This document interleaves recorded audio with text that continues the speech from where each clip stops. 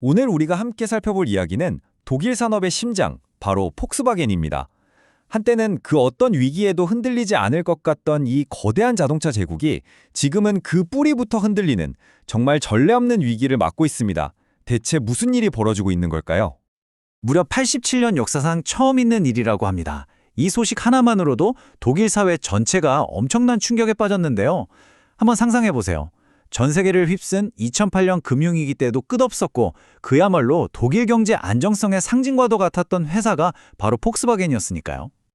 그렇다면 말이죠. 독일 공학의 아이콘이었던 이 회사는 어쩌다가 이렇게까지 빠르고 또 심각하게 추락하게 된 걸까요? 지금부터 이 거대한 붕괴, 그 실체를 파악하기 위해서 문제의 핵심을 하나씩 파헤쳐 보겠습니다. 자, 가장 직접적인 문제부터 한번 시작해 보죠. 바로 전기차에 모든 것을 걸었던 그 거대한 도박이 지금 심각한 역효과를 낳고 있다는 점입니다. 토요타나 현대차 같은 경쟁사들은 하이브리드라는 일종의 안전장치를 가지고 있었는데 폭스바겐은 달랐습니다. 순수 전기차 전략에 말 그대로 올인을 한 거죠. 자, 이 슬라이드를 보시면 아시겠지만 갑자기 전기차 시장 전체가 차갑게 식어버렸습니다. 차값은 여전히 너무 비싸고 충전소는 부족하고 정부 보조금도 이제 끝나가고 뭐 이런 복합적인 이유들이 있었죠. 근데 진짜 중요한 건 이겁니다. 다른 회사들은 하이브리드라는 플랜 B라도 있었지만 전기차에 모든 걸 걸었던 폭스바겐은 이 위기를 피할 방법이 전혀 없었다는 거죠. 아니 근데 좀 이상하지 않나요? 폭스바겐은 대체 왜 이렇게 무모해 보이는 베팅을 했을까요? 이건 그냥 미래를 내다본 전략 이런 게 아니었습니다. 과거에 저지른 엄청난 잘못을 어떻게든 지워버려는 필사적인 몸부림이었거든요. 바로 그 악명 높은 스캔들 이야기로 넘어가 보죠. 폭스바겐이 왜 그렇게 전기차에 목을 맸는지 이해하려면 우리는 2015년으로 거슬러 올라가야만 합니다. 독일 자동차의 신뢰라는 신화를 한순간에 산산조각 낸 바로 그 스캔들, 디젤게이트 말입니다. 폭스바겐은 클린 디젤이라는 이름으로 전 세계에 새빨간 거짓말을 팔았습니다.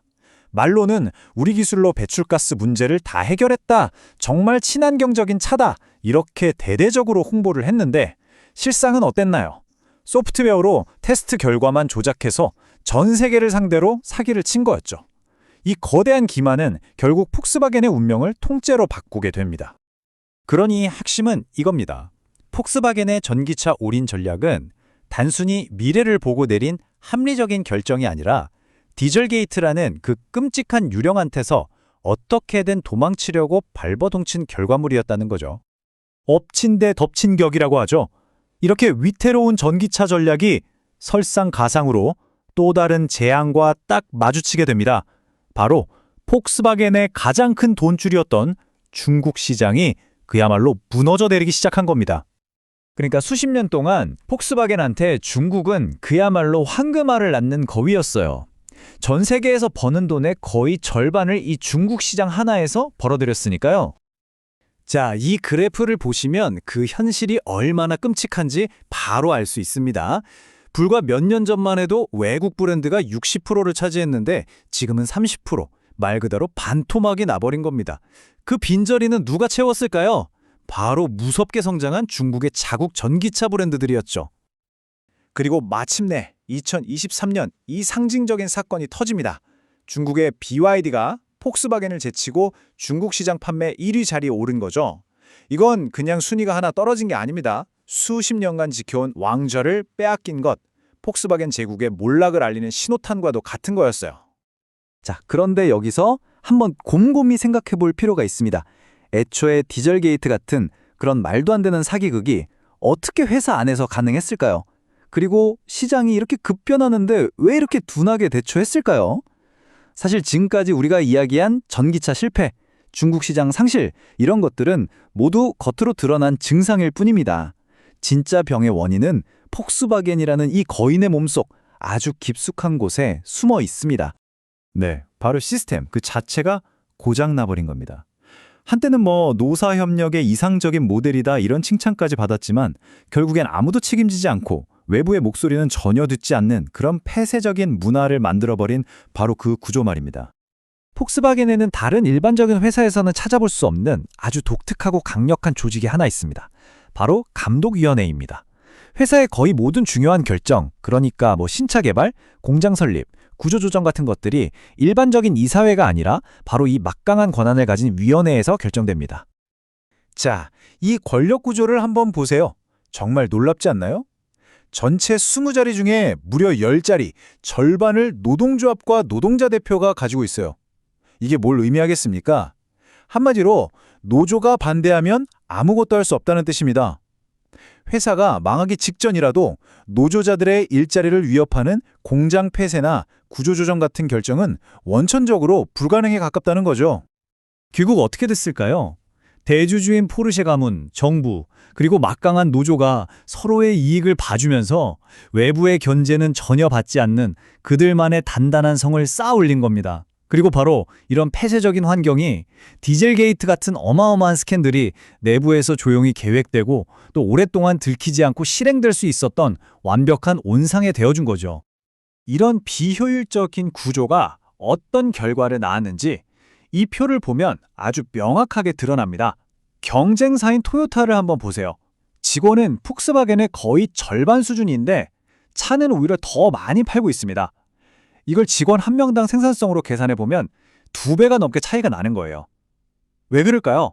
토요타는 시장 변화에 맞춰서 빠르게 움직여야 할 때 이런 내부 정치에 발목 잡히지 않고 신속하게 결정을 내릴 수 있으니까요. 이 시스템이 얼마나 말이 안 되게 경직되어 있는지를 보여주는 유명한 일화가 하나 있죠.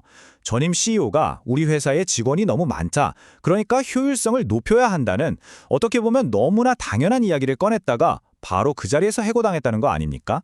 이건 그냥 변화에 대한 이야기 자체를 금기시한다는 뜻이죠. 자, 그럼 한번 정리해 보겠습니다.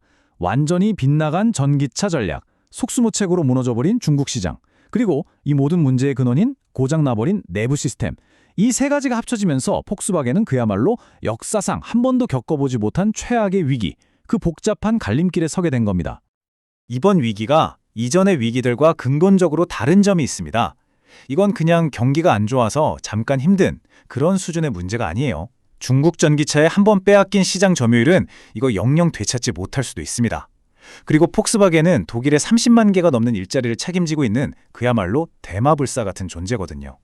만약 폭스바겐이 무너지면 독일 경제 전체가 흔들리는 재앙이 될 수도 있다는 겁니다. 이제 고통스럽더라도 반드시 해야만 하는 변화를 실행할 시간이 정말 얼마 남지 않았습니다. 그리고 바로 이 지점에서 폭스바겐이 가진 가장 근본적인 모순, 그 역설이 드러납니다. 노조는 이렇게 말합니다. 왜 경영진이 저지른 실수를 우리 노동자들이 책임져야 하냐고요. 하지만 그에 대한 대답은 이렇습니다. 폭스바겐에서 노조는 그 실수를 막을 수 있는 충분한 권력과 감독위원회의 절반이라는 의석을 분명히 가지고 있었다는 거죠. 결국 모두가 공범인 셈입니다. 이게 바로 폭스바겐의 핵심이 얼마나 깊이 썩어 있는지를 보여주는 가장 명백한 증거입니다.